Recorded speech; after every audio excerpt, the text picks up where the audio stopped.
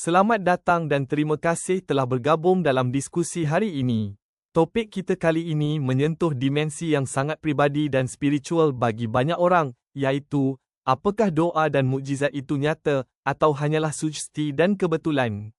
Dari satu sisi, kaum Tis percaya bahawa doa adalah bentuk komunikasi dengan Tuhan dan mukjizat adalah tanda intervensi ilahi di tengah kehidupan manusia.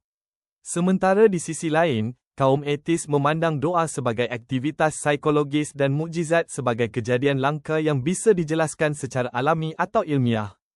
Diskusi ini bertujuan bukan untuk saling menyalahkan, melainkan untuk memperkaya pemahaman kita tentang peran keyakinan dan pengalaman spiritual dalam kehidupan manusia. Saya percaya bahwa doa dan mukjizat adalah bukti nyata dari kasih dan kuasa Tuhan. Dalam hidup saya dan banyak orang lainnya, kami mengalami hal-hal yang tidak bisa dijelaskan secara logis. Doa bukan hanya permintaan, tapi juga hubungan spiritual yang nyata dengan Sang Pencipta. Terima kasih. Saya menghargai kepercayaan orang lain. Tapi secara pribadi saya melihat doa dan mukjizat lebih sebagai hasil dari sugesti, harapan, dan kebetulan. Banyak klaim mukjizat tidak bisa diuji secara ilmiah, dan doa belum terbukti secara konsisten memberikan hasil yang berbeda dari probabilitas alami. Tapi bagaimana dengan kisah-kisah penyembuhan yang tidak bisa dijelaskan secara medis? Banyak orang yang divonis tak bisa sembuh, tapi kemudian pulih setelah berdoa. Apakah itu hanya kebetulan? Sebagian besar kasus seperti itu bisa dijelaskan oleh kesalahan diagnosis, efek placebo, atau pemulihan alami. Dan jika doa benar-benar bekerja, mengapa tidak ada hasil yang konsisten ketika diuji dalam eksperimen? Misalnya, studi tentang doa antar kelompok pasien tidak menunjukkan hasil signifikan. Tapi doa bukan eksperimen. Hubungan dengan Tuhan bersifat pribadi, bukan mekanis.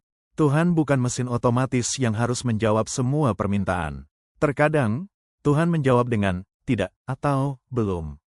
Itu membuat doa tidak bisa dipalsukan atau diuji.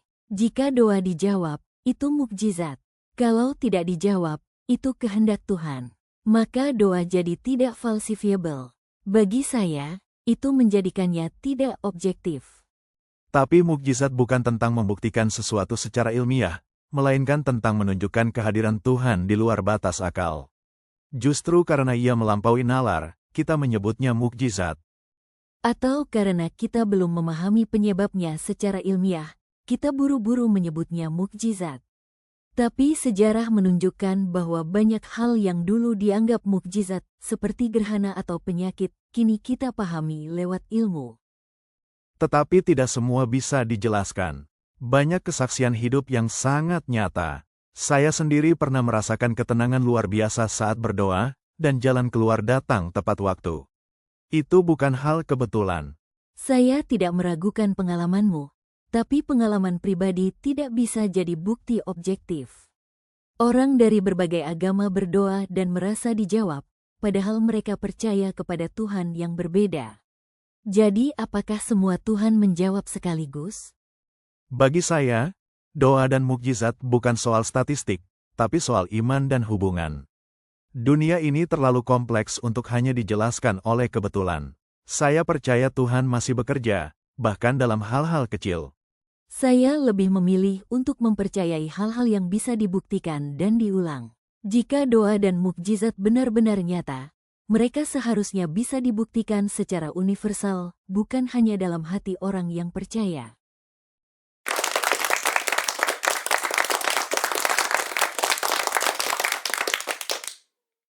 Terima kasih kepada kedua narasumber atas pandangan yang telah disampaikan dengan jujur dan terbuka. Perdebatan tentang doa dan mukjizat mencerminkan perbezaan cara manusia memahami harapan, penderitaan, dan harapan akan sesuatu yang lebih besar daripada dirinya sendiri. Bagi sebagian orang, doa memberi kekuatan dan mukjizat menjadi tanda harapan. Bagi yang lain, kekuatan itu datang dari diri sendiri dan dari dukungan sesama. Terlepas dari posisi kita, penting untuk tetap menghargai keyakinan dan pengalaman hidup orang lain. Mari kita terus berdialog dengan hati terbuka, kerana dari perbezaan itulah kita bisa belajar lebih dalam tentang makna kemanusiaan. Sampai jumpa dalam diskusi selanjutnya.